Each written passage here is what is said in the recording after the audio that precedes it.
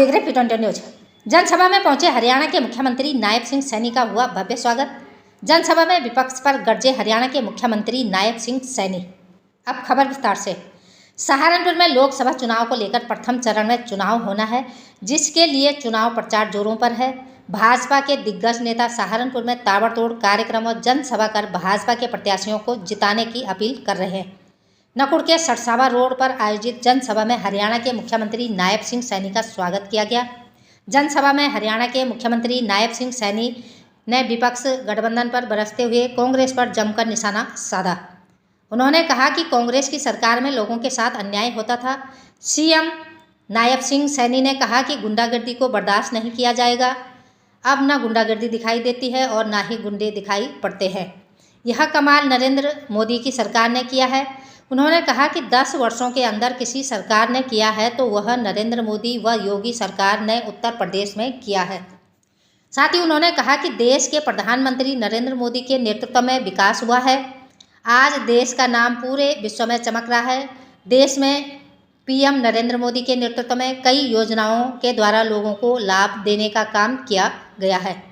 जनसभा में हरियाणा के सीएम नायब सिंह सैनी ने कैराना लोकसभा सीट से भाजपा के प्रत्याशी प्रदीप चौधरी को जिताने की भी अपील की।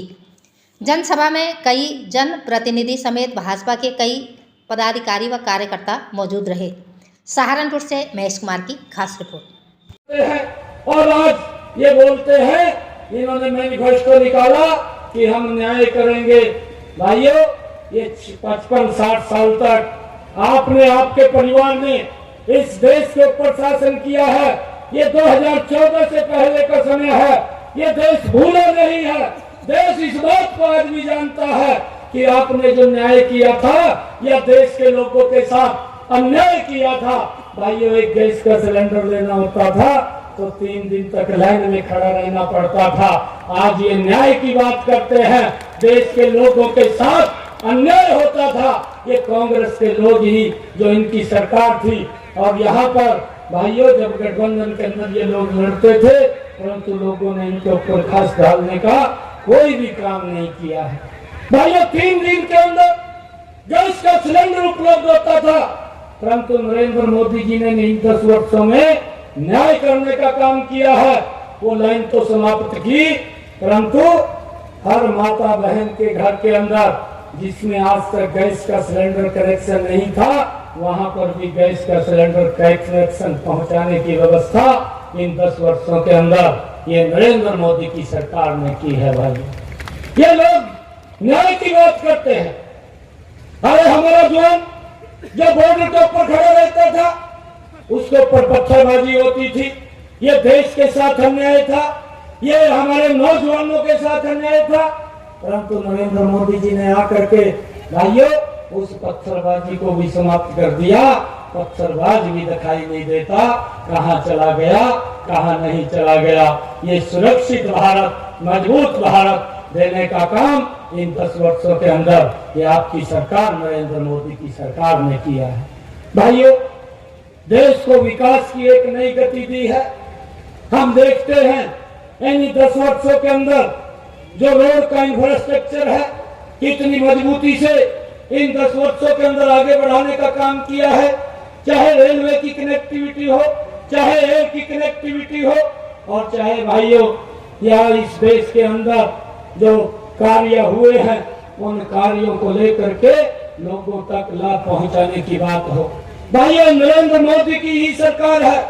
इन 10 वर्षों में अगर गरीब की चिंता की है, 2014 से पहले तो लोगों को अन्याय सहना पड़ता था। अगर किसी को दुर्घटनावश कोई दिक्कत, बीमारी आ जाती थी, भाइयों इलाज नहीं करा पाता था, परंतु आज सर ऊंचा करके इलाज करा सकता है। आयुष्मान कार्ड दे करके 5 लाख रुपए का अधिकार वो नरेंद्र मोदी की सरकार ने भाइयों इस देश के अंदर देने का कार्य किया है। भाइयों, मैं आप लोगों से एक अपील करने के लिए आया कि ऐसा व्यक्तित्व है जिसने दुनिया के अंदर भारत का डंका बजाने का काम किया है। हम देखते हैं 2012-13 भाइयों, देश दुनिया के अंदर 11वें स्थान के ऊपर था, परंतु इन 10 वर्षों में इतनी गति से काम हुआ है कि भारत दुनिया के अंदर 5वें स्थान के ऊपर आकर के खड़ा हो गया। और नरेंद्र मोदी जी ने भाइयों ये संकल्प लिया है कि 2024 का जब ये चुनाव होगा, 3 वर्षों के बाद ये 2027 में दुनिया की तीसरी भाइयों आर्थिक इकोनॉमी के अंदर आकर के ये भारत खड़ा हो जाएगा। इसके लिए हम सब मजबूती से एक एक वोट भाइयों कमल का बटन दबा करके यहाँ से प्रदीप जी को बड़े मैंडेट के साथ जितवा करके नरेंद्र मोदी जी को तीसरी बार प्रधानमंत्री बनाने का भाइयों हम सब काम करेंगे।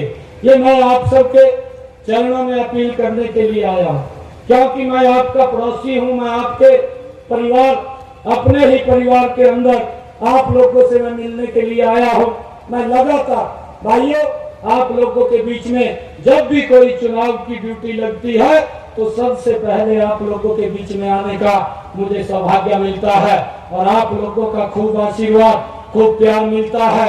और आज नरेंद्र मोदी जी ने भाइयों हरियाणा प्रदेश के मुखिया की जिम्मेवारी दी है। मैं ये आशीर्वाद भी आप लोगों से लेने के लिए आया हूँ कि इस जिम्मेवारी को 100% पूरा करेंगे। और भाइयों मैं आप लोगों से एक अपील भी करता हूँ, एक एक वोट हमने मिल करके कमल के बटन के ऊपर देना है।